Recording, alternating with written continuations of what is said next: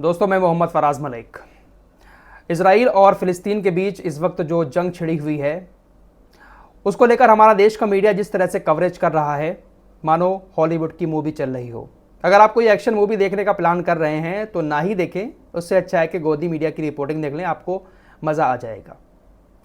दोस्तों, अगर आप हमारे साथ जुड़ते हैं, हमारे चैनल को सब्सक्राइब करते हैं तो यहाँ पर आपको बहुत आसान भाषा में, बिना किसी चीखम चिल्ली के, एकदम सरल भाषा में सारी बातें बताई जाएंगी। तो आप लोग हमारे चैनल को सब्सक्राइब करके हमारे साथ जुड़ सकते हैं, क्योंकि हम ज़्यादा बड़ा चढ़ाकर और बहुत ज़्यादा खींच कर बातों को नहीं बताते हैं। फिलहाल मेन टॉपिक पर आते हैं। प्रधानमंत्री नरेंद्र मोदी ने एक बार फिर से इजराइल का खुलकर समर्थन किया है।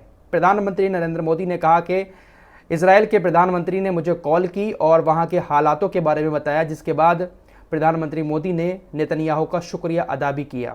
मोदी जी ने ट्वीट करके इस बात की जानकारी दी है।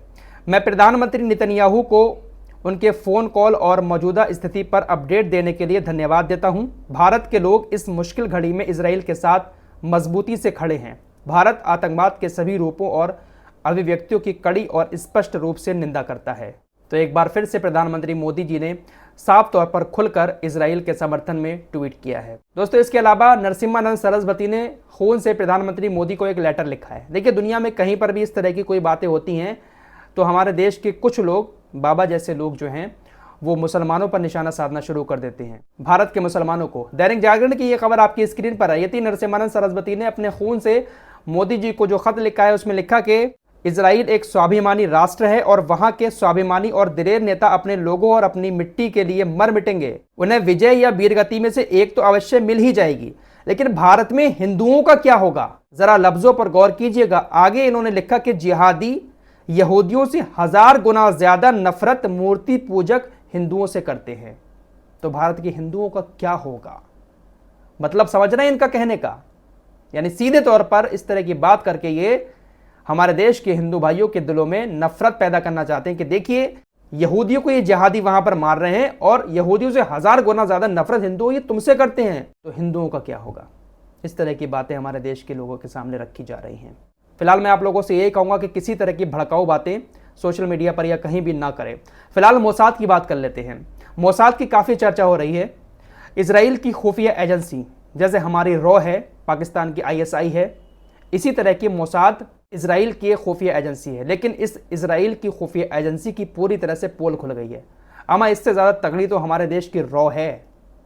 खुफिया एजेंसी पूरी तरह फेल हो गई। इजराइल ने दुनिया के सभी देशों के दिलों में ऐसा डर बैठा रखा है मोसाद को लेकर के मोसाद हमारी एक ऐसी एजेंसी है जो दुश्मन को उसके घर में घुसकर भी मार सकती है। आपने फिल्मों में अक्सर देखा होगा, हमारे देश का कोई रॉ का एजेंट दूसरे देश में जाकर कोई ऑपरेशन करता है। इसी तरह से ये मोसाद के एजेंट जो है वो दूसरे देशों में जाते हैं, किसी भी ऑपरेशन को करके सफलतापूर्वक वापस आ जाते हैं। अगर इनका दुश्मन इनके ऊपर हमला करने वाला होता है, इनको पहले ही पता चल जाता है। बहुत सारी हसीनाएं इन्होंने छोड़ी हुई हैं, हैकर्स हैं इनके।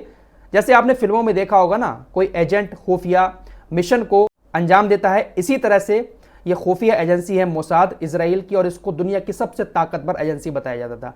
अमा काय की ताकतवर है जब हमले का पता ही नहीं लगा पाए।